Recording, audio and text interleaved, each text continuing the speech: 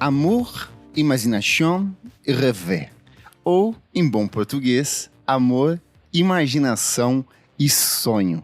Foi combinando esses três elementos que os multi-instrumentistas Nicolas Godin e Jean-Benoît Dunkel fundaram na segunda metade da década de 1990 um dos projetos mais importantes da cena francesa, o Air. Entretanto, para além desses três elementos conceituais que juntos dão forma à sigla que batiza o projeto, o Air nasce como um amplo catálogo de sons, ritmos e sensações que passeiam por diferentes décadas e estilos criativos. São ecos de jazz fusion, elementos de música minimalista produzida entre os anos 50 e 70, pitadas de funk, doses consideráveis de bossa nova, diálogos com a produção psicodélica e uma atenta reinterpretação da música eletrônica e de grupos como o Kraftwerk.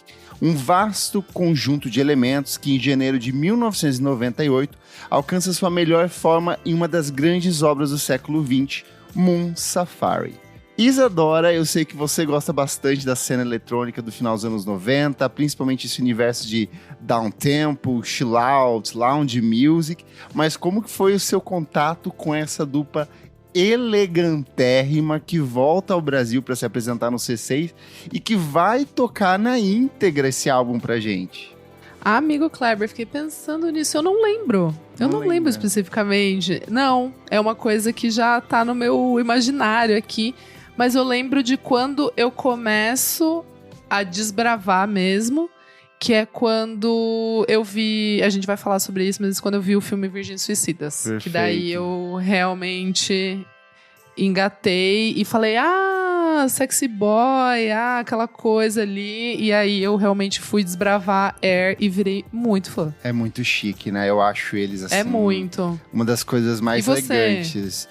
Cara, pra mim, eu também não lembro como exatamente, mas eu lembro que teve uma época que eu tava escutando, pegando assim, tipo, ano por ano, e aí eu ouvia, sei lá, os top 10 melhores discos. Quando eu ouvi esse disco, assim, já a primeira música, a música de abertura, eu acho uma das músicas de abertura mais incríveis de todos os tempos, porque ela não só te ambienta no que é o disco, como ela é muito boa. As melodias, os arranjos, a forma como cada instrumento vai entrando ali. Então, obviamente, eu fiquei apaixonado, mas teve também um momento marcante. Eu sei que você gosta de As Patricinhas de Beverly Hills. Sim. A minha comédia romântica, uma das minhas comédias românticas favoritas é o 10 Coisas que Eu Odeio em Você. E toca Sexy Boy numa cena assim, nada a ver. Que é uma cena que eles jogam os panfletos, eu acho que da festa, né? Da escada. Sim. E aí as pessoas começam a sair das salas de aula, os alunos, né? E aí começa... É maravilhosa essa cena! Eu amo essa trilha, eu amo essa cena, assim. Porque ela entra do nada, assim, aquele sintetizadorzão, assim. Então, muito bom. Excelente. Mas depois, tudo que foi rolando, eles foram bastante ativos ali nos anos 2000, né? Tem o Talk Walk, que é um disco muito bom. A trilha do Virgens Suicidas, que você falou. Qual que é o disco que eles flertam com elementos de música japonesa também? Pocket Symphony, no final dos anos 2000 ali. Até o último, que é aquele que é As Viagens à Lua, né? Que eles ficam inspirados pela obra do... Sim! Olha que coisa, agora acho que eu lembrei também, foi meio que na mesma época, eu trabalhava na MTV e eu ganhei esse CD de divulgação, tipo da gravadora. Eu tenho até hoje e acho que foi meio perto ali dessa época, porque eu acho que eu fui assistir Virgens Suicidas muito depois, assim, eu fui assistir acho que quando eu me mudei pra São Paulo, tipo 2010, assim, e daí eu lembro que eu fui engatando e cada vez mais, e esse álbum eu amo, porque eu ganhei e eu fiquei viciada nesse álbum, assim. Eu adoro, tem a Vitória Legrand do Beach House, que canta uma das músicas. Maravilhosa. Eu acho tudo deles muito chique, assim. Bom, mas antes da gente tratar sobre o Moon Safari, a gente precisa voltar um pouquinho no tempo aqui para entender a origem desse projeto tão refinado. E um fato curioso é que, mesmo sendo músicos talentosíssimos, o Godin e o Dunkel vêm de formações acadêmicas completamente distintas. Enquanto o Godin estudou arquitetura na Escola Nacional de Arquitetura em Versalhes, o Dunkel estudou física e matemática. Então, assim, dois músicos que vêm de campos criativos muito diferentes. Os dois se conhecem desde que eram adolescentes, na década de 1980, e até tiveram outro projeto antes da formação do Air, que era o Orange longe com outros 3 instrumentistas. Eu tentei buscar isso no YouTube, em site e tudo mais, não encontrei nada, pegando, por exemplo, o Daft Punk, antes de lançar os discos, eles têm umas outras coisas, umas mixtapes, e isso você encontra no YouTube, nos submersas ali, você acha, mas não achei nada do Orange, nem pra ter um gostinho do que era o som deles antigamente. Com o fim dessa banda, o Godin começou a trabalhar em um projeto em carreira solo, contando com o suporte do produtor Etienne de Crécy. Nesse processo, o Dunkel passa a integrar o projeto e o Air é oficialmente formado. Aí aqui um off-topic pra gente conversar. Eu não conhecia o Etienne de Crécy antes dessa pauta. E eu fui ouvir. Eu também não. E eu amei. Amiga, nossa cara, é excelente. É muito! Essa série Super Discount dele, que são 3 discos até agora, um melhor que o outro. É um misto de downtempo, trip hop, house. Também muito chique. E na semana que estamos gravando isso, ele lançou um disco novo que também é muito bom. Tem participação do Quero Bonito, do Dan Albert, do Blur. Então, assim, foi um combo de surpresas, assim. Fiquei encantado com o trabalho dele também. Eu também não conhecia e eu tava ouvindo esse que tem a capa amarela, que é o Super Discount mesmo. É muito bom. Putz, eu achei muito bom. E é muito legal porque mistura todo mundo dessa época nesse álbum. Acho que a gente vai falar um pouquinho da cena, mas é um resumão, é um supra-sumo, assim. Achei muito legal. Bom, a primeira música lançada pela dupla foi Modular Mix e ela saiu em 1995 como um single acompanhado de outros 2 remixes.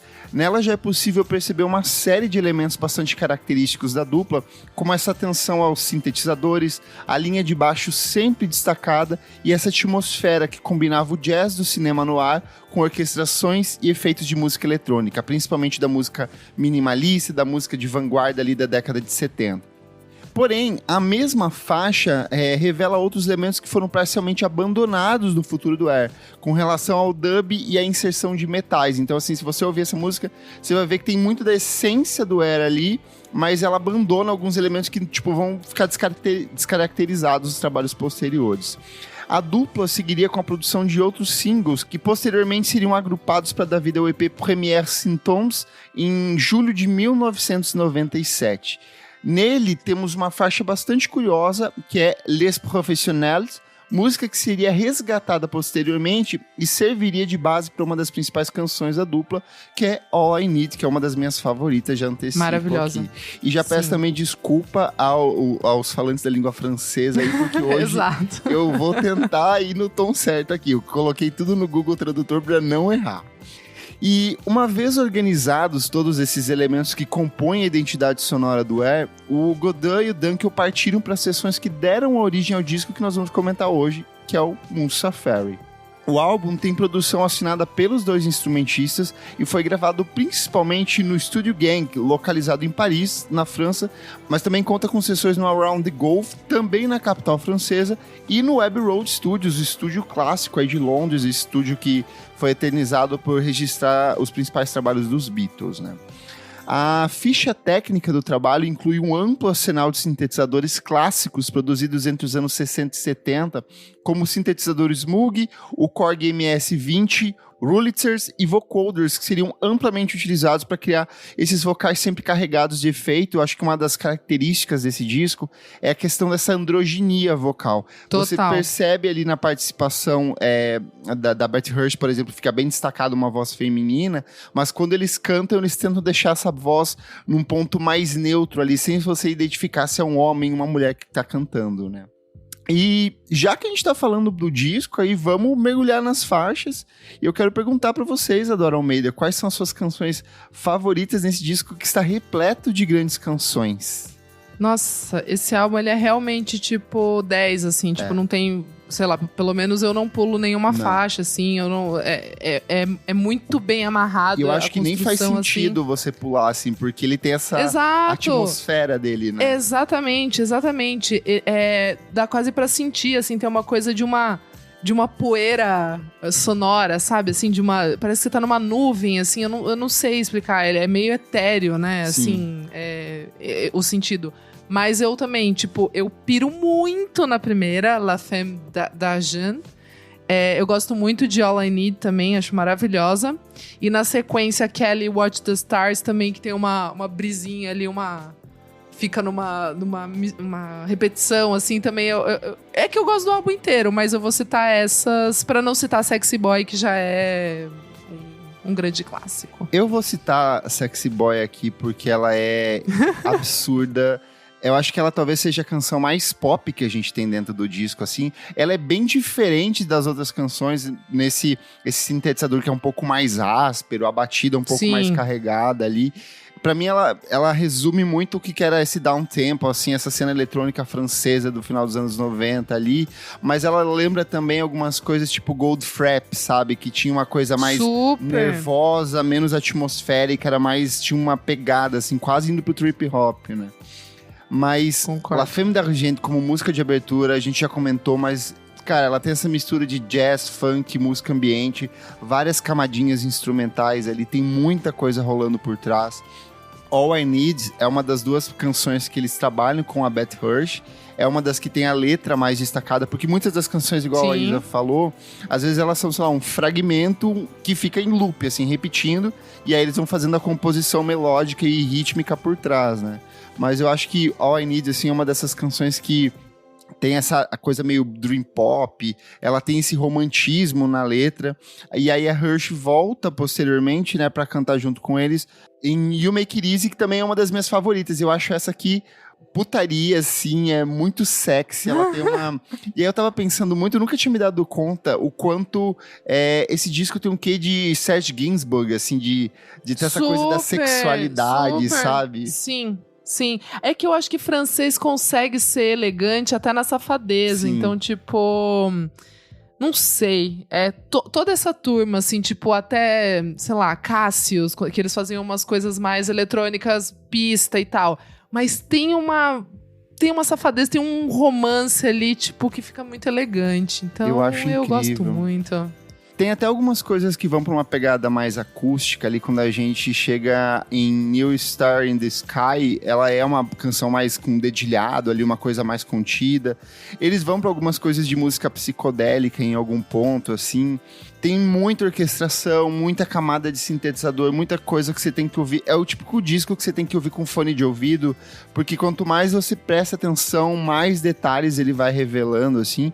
E eu acho curioso que ao mesmo tempo que ele dialoga com a produção francesa da época, eu sinto que ele é muito independente, assim. Ele não é tão pista, né, igual você estava falando. E eu não sei se você quer comentar um pouco sobre essa cena francesa do final da década de 1990, quem eram os artistas, os grandes articuladores aí que estava rolando? Eu acho muito interessante, assim, a gente pensar que o Phoenix também nasceu, né, nessa época, assim, no final dos 90, e também é de Versalhes, então, que é uma cidade que literalmente só tem o palácio, tipo, vive desse turismo, e é muito surreal pensar que duas bandas, eu acredito, assim, seminais, porque depois deles vieram artistas que trazem essa elegância, esse requinte que eu acho que se inspiram, tipo, muito no trabalho deles. Mas ao mesmo tempo a gente tem também ali, né, tipo, Daft Punk, a gente tem o pessoal do Cassius que a gente já falou, depois a gente vai ter Sébastien Tellier. O próprio selo Ed Banger, né, eu acho que ele é meio que exatamente um catalisador disso tudo, né? Exatamente. Ed Banger Records, que, enfim, foi fundado em 2002. E tem essa galera, tipo o Breakbot, que depois viria, o Busy P, Sebastian, que é incrível também. Eu acho que até quem tava de fora, por exemplo, o Soul X, pra mim é uma coisa que tá muito atrelada com a eletrônica francesa dessa época. Tanto que eles vão assinar vários remixes pra praticamente todas essa galera. Total. Ali. Mas eu vejo muito uma trinca, assim, do Phoenix, como sendo essa banda mais do indie rock, né? E que é alçado ao sucesso ali já no primeiro disco. Aí eu vejo do outro lado o Daft Punk como essa banda da pista mesmo, assim, tem todo o universo de outros artistas próximos que você citou. O próprio Cassius é isso, mas eu sinto que o Daft Punk teve um impacto na cena francesa e global muito maior, né? Eu acho que eles estouram para além de qualquer limite. Tipo, sua mãe vai conhecer Daft Punk, pelo menos umas duas músicas, que é One More Time e e Get Lucky.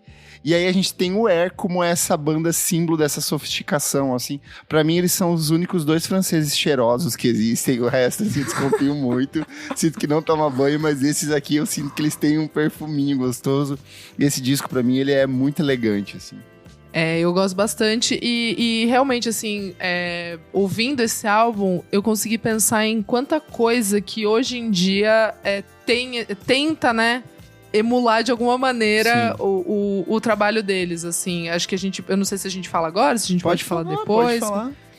Eu fiquei pensando que, por exemplo, All I Need, assim, tipo, o quanto de Caribou não tem, Sim. o quanto de Mount Kimby não tem, o álbum mais recente do Parcels, que tem umas coisas mais viajadas, mais jam, num lugar também de ser meio etéreo, assim, de querer colocar uma música mais prolongada e texturas mais... Não sei, mas é isso, né? Tipo, desse sonho, coisas mais dreamy. Sim. Então, eu acho que tem muito da energia do Air, assim, especialmente do Moon Safari. Eu acho que até quando a gente pega ali a cena She-Wave, né? No final dos anos 2000 e começo dos anos 10, eu sinto que era muito uma galera que ouviu esse disco, assim, e tentava replicar muitas dessas coisas, só que com seu sintetizador e computador e equipamentos MIDI em casa, né? Eu acho que esse é o grande diferencial do Air. Ao mesmo tempo que ele tem muito de sintetizador, ele parece uma obra muito orgânica, complexa. Sim. É um disco que levou um bom tempo até ser finalizado, assim. Ele tem... É um disco que é requintado, assim. Você sente o capricho na execução, assim... Até a faixa mais simples do disco, ela vai ser muito bem encaixadinha, trabalhada, os arranjos certinhos, as harmonias de vozes, tudo é muito, muito acertado dentro desse disco. Total. A identidade visual do Moon Safari, que também é muito elegante, ela foi criada pelo designer Mike Mills, que também dirigiu alguns dos clipes do Air. A capa do álbum apresenta uma ilustração estilizada dos membros Nicolas Godin e Duncan em traços coloridos sobre um fundo branco, transmitindo um ar retrô e futurista ao mesmo tempo. A arte reflete esse tom etéreo e cinematográfico do disco, evocando essa leveza e fluidez da música. O design é minimalista e moderno e contribuiu para essa estética icônica do álbum. Eu acho que ele grita anos 70, assim, essa coisa de capas de disco ilustradas, tem essa coisa deles estarem meio que escapando, parece quase capa de ficção científica, assim, deles fugindo de algum lugar. O uso das cores, pra mim, é tudo... o encarte dele... Eu lembro que a primeira vez que eu ouvi esse disco, eu baixei ele pelo Emule, provavelmente, ou pelo Casal, por alguma coisa do tipo, e eu lembro que vinha o encarte em JPEG junto, tipo, xerocado não, escaneado do original, sabe? E ele é lindíssimo, assim, a escolha da fonte, tudo dentro dele é muito bem pensado. E eu lembro que, tipo, eu já pensei nessa capa, porque eu acho essa capa, acho que é uma das minhas favoritas, assim, da vida. E eu acho que, de alguma maneira... Tem algo da Blaxploitation, que são aquele subgênero de filmes da cultura black dos anos 70, norte-americana, que são aquelas capas bem chamativas, assim, tipo, do Shaft e tal.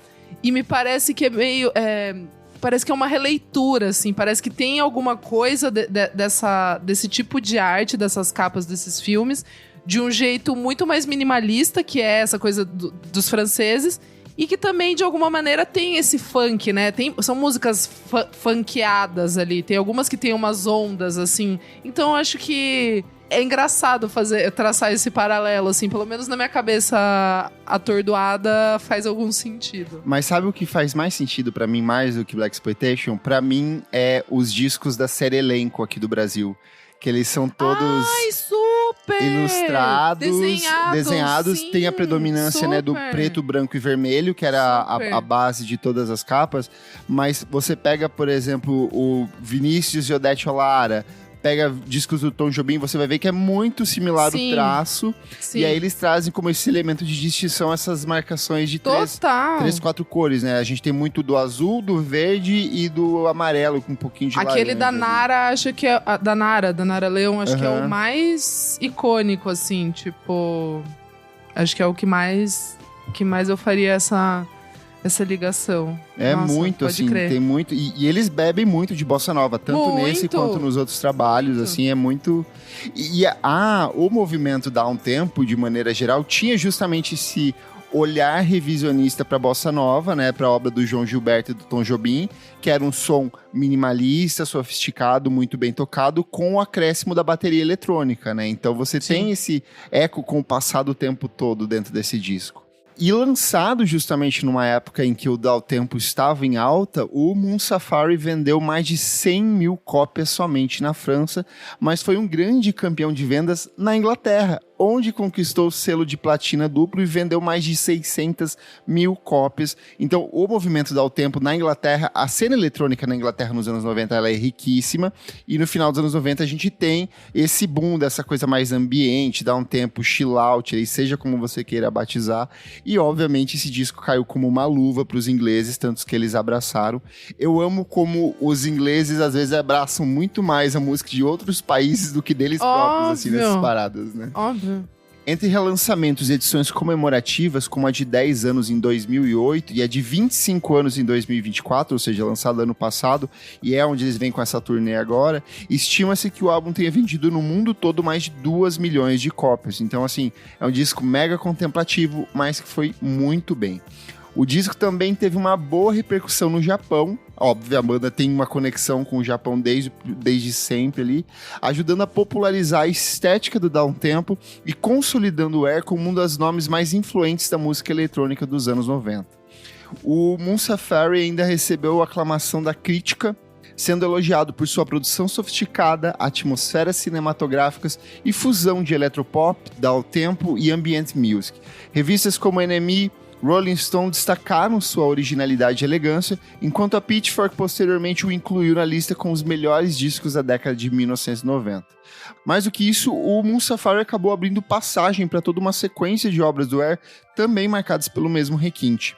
Poucos meses após o lançamento do disco, a dupla começou a trabalhar na trilha sonora de As Virgens Suicidas, filme que marca a estreia de Sofia Coppola em um longa-metragem.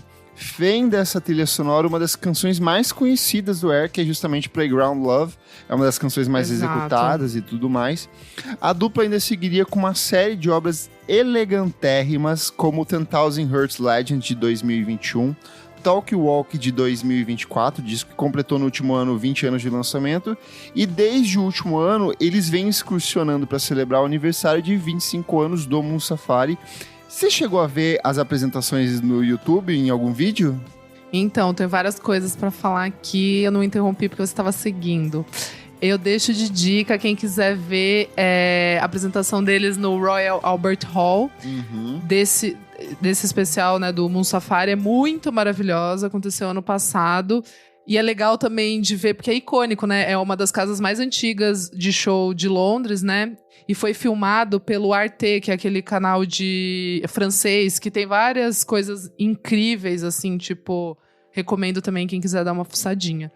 E eles estão tocando com aquela caixa de vidro, assim, exatamente, né? Com a caixa que, tipo, são LEDs maravilhosos que, tipo, trazem toda a energia do babado ali, tipo, porque luz também, sei lá, esse álbum, tipo... Faz muito sentido ser interpretado com esse apoio cenográfico, assim, tipo, eu acho que vale muito esse investimento deles e dos promotores de fazerem o show dessa maneira fiel, 100% ao conceito deles.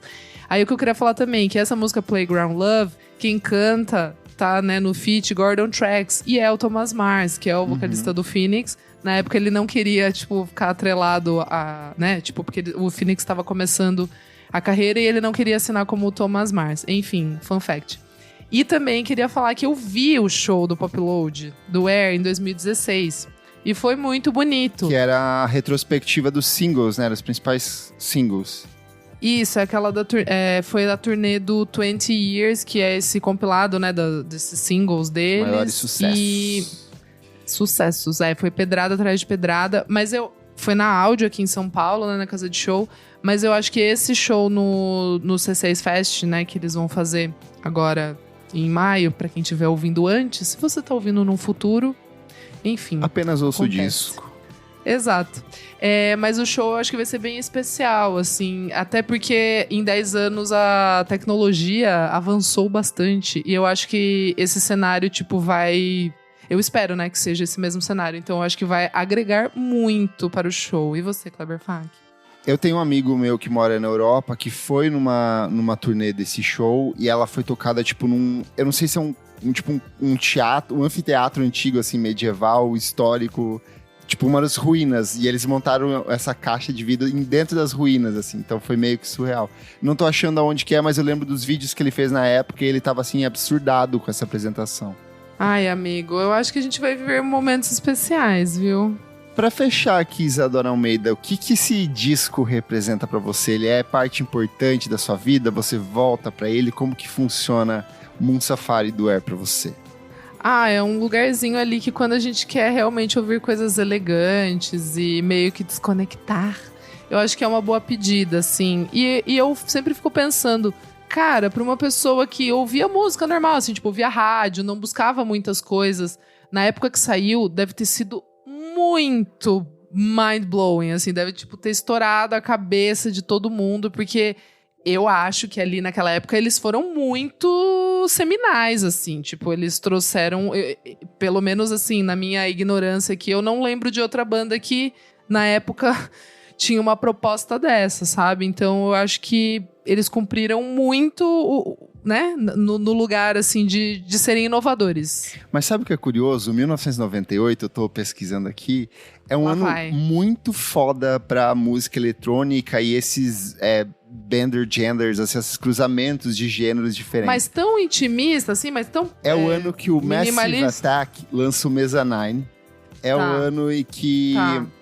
É verdade, trip hop tava torando, tava torando. É o ano que o Boards of Canada lança o Music Has the Right to Children. Não, então tá bom. Então é o ano em que a Madonna lança Ray of Light também. Light, sim, é o ano que várias pessoas estavam... Tipo, até a PJ Harvey, ela lança o Is This Desire, que é o disco dela que ela flerta com a música eletrônica.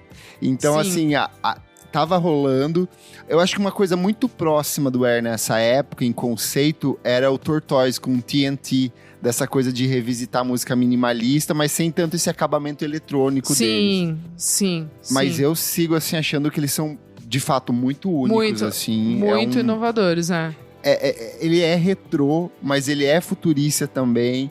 Ele parece que é um tipo de disco que, se você falasse, olha, ele é um disco dos anos 60, assim, de um selo de jazz. Beleza, você fala beleza. Beleza, concordaria. Se alguém me falasse, olha, ele saiu semana passada, nossa, faria ainda mais sentido, assim.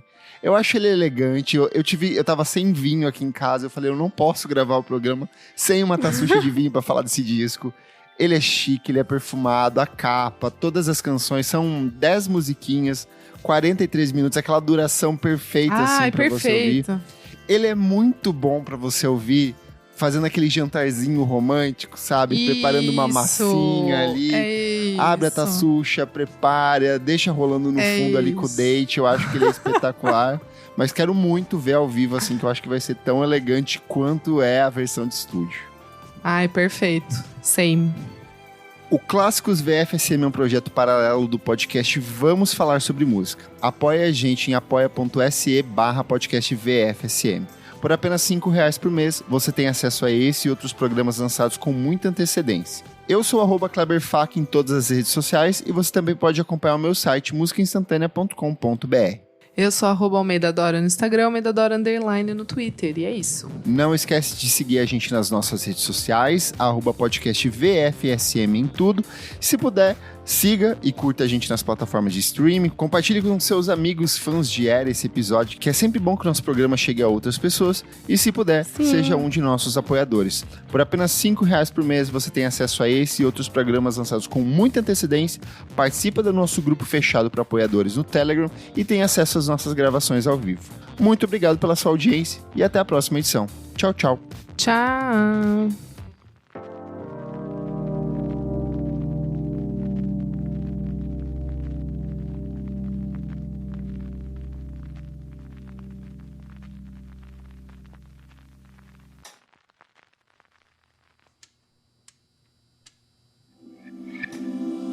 Esse podcast foi editado por Nick Silva.